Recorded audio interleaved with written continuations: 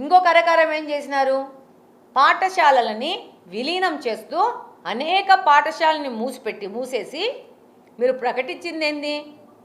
అసలు ఖాళీలే లేవు టీచర్ పోస్టులు, ఎక్సెస్ ఉపాధ్యాయులు ఉండారు రాష్ట్రంలో, కాబట్టి డిఎస్సి పెట్టలేమని చెప్పేసి 5 సంవత్సరాలు కాలయాపన చేసుకుని మీరు చేసింది ఇది. మీ ఘనత, మీ చరిత్ర, మీ రికార్డ్ ఇది. మీరేం చేసినారు ఈ కాలంలో?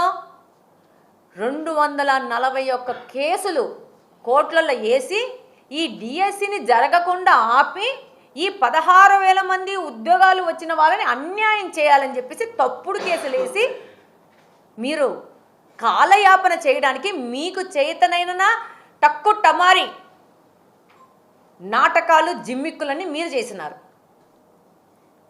కూటమి ప్రభుత్వము, నారా లోకేష్ గారు వీటన్నిటిని ఎదుర్కొని ఈ కేసులందరి నుంచి దాటుకొని వచ్చి నోటిఫికేషన్ ఇచ్చి నా దగ్గరికి వచ్చారు టీచర్లు.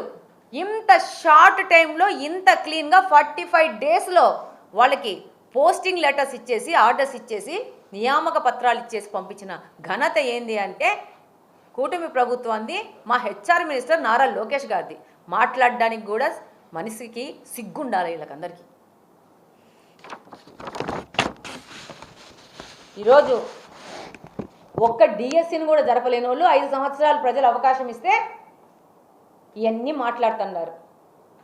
మొదలు పెట్టారు కూటమి ప్రభుత్వం రాగానే. ఢిల్లీలో పోయినారు, రాష్ట్రంలో శాంతి భద్రత కరువైపోయినాయంట. అడిపోయి జంతర్ మంతర్లో పోయి కూర్చొని దీక్ష చేసినాడు పెద్ద ఆయన మావిదన్ గారు.